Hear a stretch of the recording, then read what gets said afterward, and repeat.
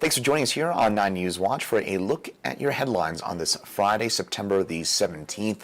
I'm Chris Bianchi, and we're going to take a look ahead at what we've got coming up on this Friday. We've got plenty to get into, including a special interview at the end of the program. You'll want to stay tuned for that with our very own 9 News reporter, Eddie Randle, about Recovery Week. So you definitely want to stay tuned for that. But in the meantime, we're going to start things off with our top headlines on this Friday, and we'll find out later on today whether or not the Barry Morphew case will go to trial. Now, this is in the case of Morphew, who is accused of killing his wife, Suzanne, though her body has still not been recovered. 9 News reporter Matt Jablow has more from Salida and the Chaffee County Courthouse. Prosecutors say Barry Morphew killed his wife just a few days after she told him she was, quote, done with the marriage. During the preliminary hearing, witnesses testified about a 2-year-long affair that Suzanne was having, about large bags that Barry threw away in dumpsters the day Suzanne disappeared, about a tranquilizer gun and darts found in the Morphew's garage, and then this. A former FBI agent testified that Barry once asked him, "Can you give me immunity if I sit and just open up my life to you?" Now, all of that stuff is super suspicious, and is it enough to warrant a conviction? I don't know. For their part, Morphew's lawyers suggested that Suzanne might still be alive, perhaps in Ecuador, where she and her boyfriend had talked about moving. They also introduced evidence that DNA found on the glove box of Suzanne's car matched the DNA from 3 unsolved sexual assaults, 2 in Arizona, a 3rd from Illinois, suggesting that Suzanne's killer is still on the loose. This is going to be a challenging prosecution. 9 News legal analyst George Brockler says the case against Morphew is clearly not overwhelming, but he believes prosecutors have presented enough evidence to get the case bound over to trial. I think that they have crossed over that threshold of probable cause to get charges bound over. But remember, that's a very, very, very low bar. The judge here is not deciding that this case is strong enough to be victorious at trial, only that there's probable cause. Later today, victims from the 2019 STEM school shooting in Highlands Ranch will have a chance to speak at the sentencing of one of the shooters, Devon Erickson. Erickson is set to be sentenced to life in prison for his role in that shooting. 9 News reporter John Glasgow has more from Highlands Ranch. That's right. Devon Erickson is facing a mandatory sentence of life in prison without the possibility of parole. Today is going to be an emotional day in the courtroom for the family of Kendrick Castillo, his classmates, as well as their families. Now, Kendrick Castillo is the young hero who lost his life trying to save the lives of his classmates. He was the first to lunge at the shooters when they opened fire inside the classroom. 8 others were injured. The shooter pleaded not guilty in January. In June, a jury found him guilty on all charges that he faced. The trial had been delayed several times because of the pandemic. The defense argued he was coerced by the other shooter, but the jury did not buy that argument. The younger shooter, Alec McKinney, pleaded guilty last year. He testified against Erickson in the trial and has a chance at getting parole. Now, after the verdict was read, Kendrick's father, John Castillo, said it was a moment of relief and justice. Now, the sentence is expected to come down around 1:30 this afternoon. Now, Eddie, while the families are still trying to heal from this tragedy, today might bring them a little more closure. The Denver Public School Board will vote today on whether or not to censor School Board Director Tay Anderson after a lengthy investigation into allegations of sexual assault by him. While the report found that there was not substantial evidence that Anderson committed sexual assault, it did say that Anderson did engage in unwanted sexual contact. Anderson did tweet last night, quote, "I have official confirmation I will be censored by the school board," end quote. The school board meeting will begin at 1 p.m., but Anderson's going to have a preemptive press conference before the vote at 12:15 early this afternoon. We'll carry both of those right here on 9news.com and on 9 News Watch.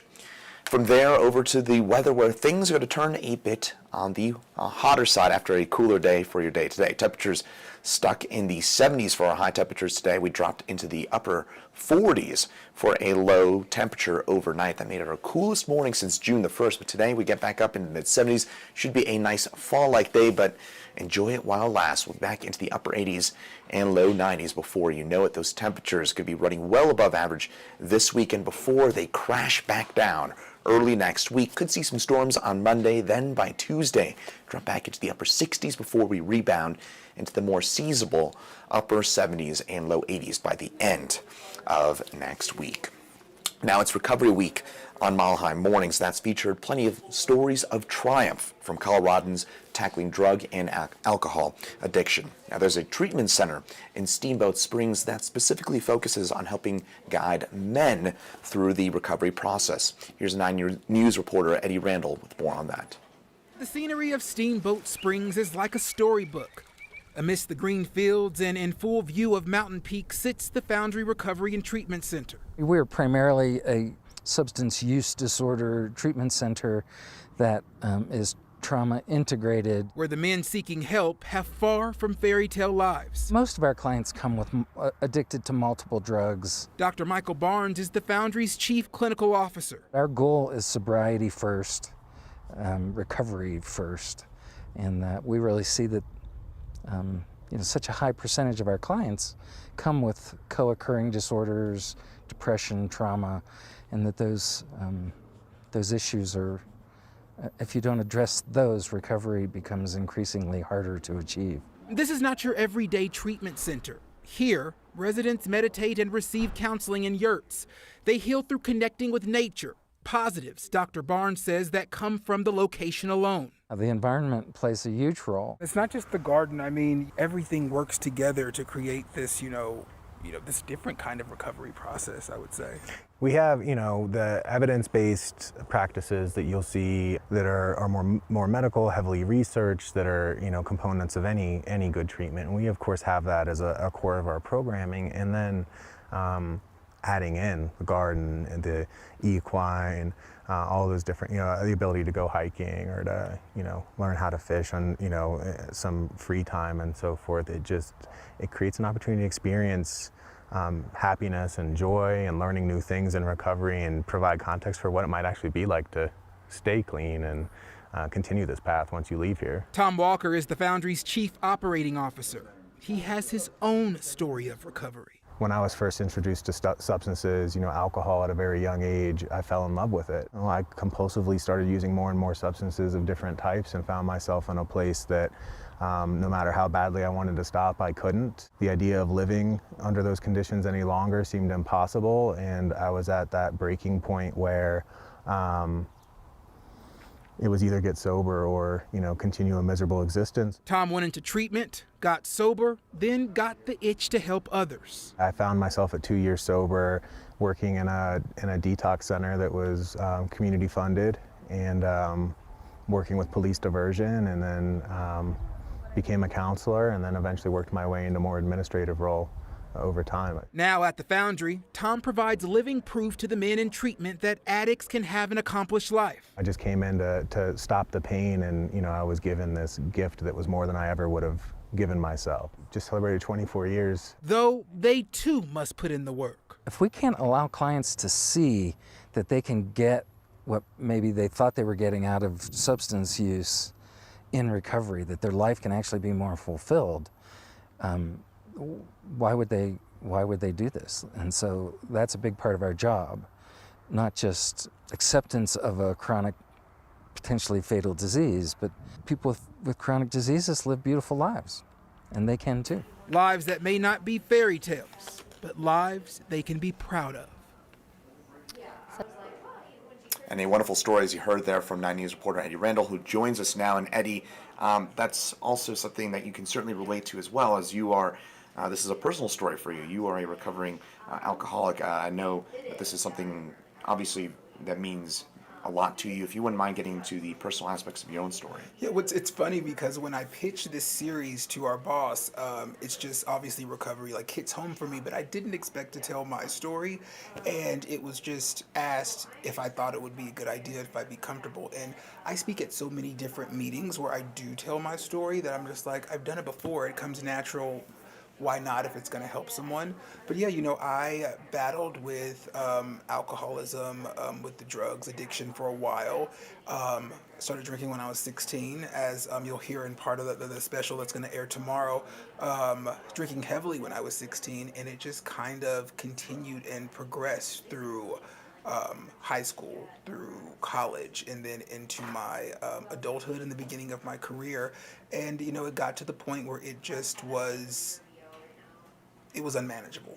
It was very unmanageable. And luckily for me, I had friends and I had family members who had mentioned it before, but I had two friends who sat me down one day and were just like, what's going on?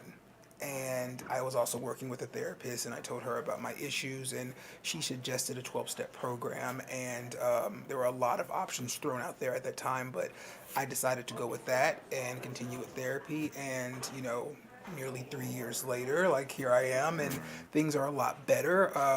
I'm not going to say that it's been an easy process, but I finally have found peace, and there are days that I'm happy, and I'm really excited and extremely pleased with where my career has gone, my personal life has gone, which I don't think that it would be where it is today had I still been, active in my addiction. I honestly don't even know if I would still be here, because that's how bad it was. So you mentioned, and this is a lot out of kind of personal curiosity here. So you mentioned that it was two friends who sat you down. Was that the moment where it clicked in, or was it kind of everything all together where almost 3 years ago you said, I need to stop? No, it honestly was in that moment that they sat down with me because, and I talk about this in the special, for a very long time, I had came to terms with that this disease was going to kill me, that this problem was going to kill me. I don't think anything at that point I admitted that it was a disease and I had a problem. But I had come to terms with, I drink a lot. I'm not going to live to be 90 like my grandma or my grandpa. Like, I know that this is just my life, which I talk about, like I say in the special, because I know that that sounds bad and it sounds a little morbid, that I'm just like, this is what I'm going to die from. But I had given up. I'd given up on myself, and it was talking to my two friends that I realized, like, now I'm hurting people who actually care about me.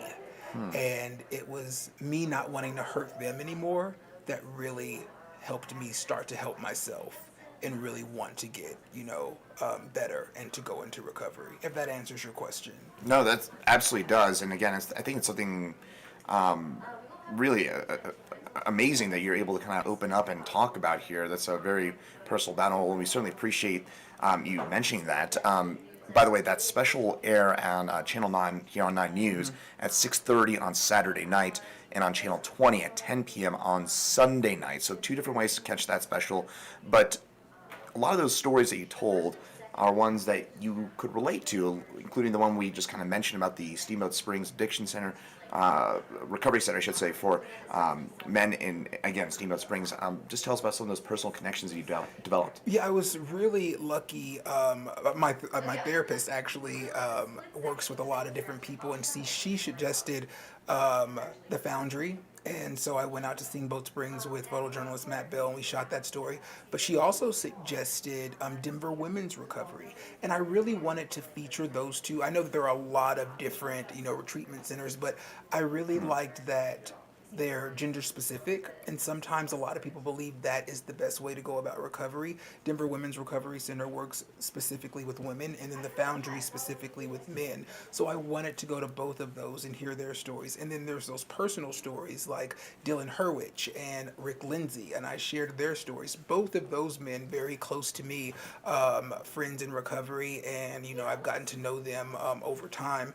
And so I just liked I took a lot of interest into their stories, and I was like, I think that these are two that I would like to tell and like other people to be able to take part in. So luckily they were okay with, opening themselves up, because it's easy to tell your story to other people in recovery, or maybe not easy, but it's a little bit easier because you know that they are in the same boat that you're in. But when you get on TV and tell your story and open up to all these other people, I was okay with that. I didn't know if they were, so I was very happy that they were like, yeah, let's do it. And honestly, I've gotten so much feedback from their stories, as well as the ones on the treatment centers. Is it maybe even a step further, a little bit healing, or for you at least, to be in front of a camera to talk about this? We talked about that on Mile High Morning this morning, because that same question, is it hard for you to talk about it? It actually is therapeutic. It is healing for me, and I'm an open book, and I talk all the time. You know that in the newsroom, and I'm not afraid to talk about myself and tell my story. I know that's not the case for everybody, but for me, it is healing. It's a form of therapy for me to be able to tell my story, and it also helps me to be able to tell other people's, to be able to put my work and my career as a journalist to use in my personal life. And everybody doesn't get to do that.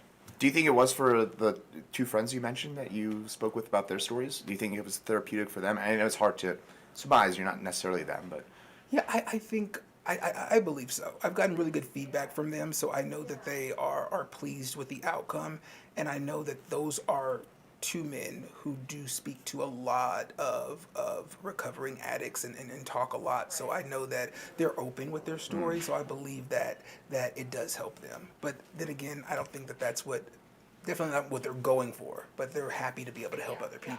for sure, it's a kind of a win-win situation. Yeah. I think that's the way to look at it. And I guess finally here, Eddie, I know we've talked a lot about the upcoming special. What more can we look for? Again, that'll be on Channel 9 at 6:30 on Saturday night and on Channel 20 on Sunday night at 10 p.m. Well, first of all, we've gotten so many comments every single day from each story that we've aired, from Denver Women's to Foundry to Rick and Dylan's story, and gotten some great feedback about mine this morning, so thank you for that.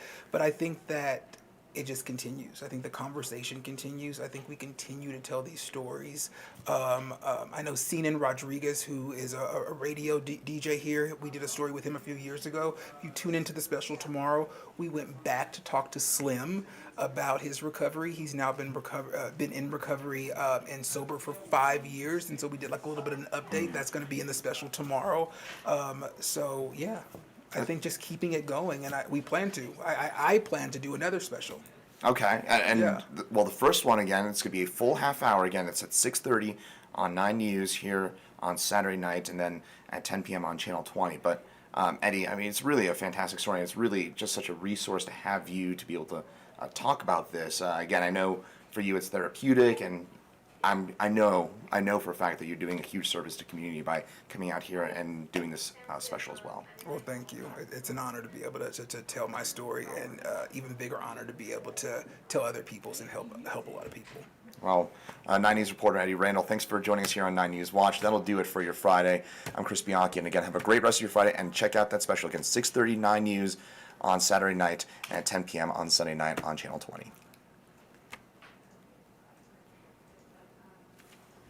Awesome. Appreciate it. That was awesome.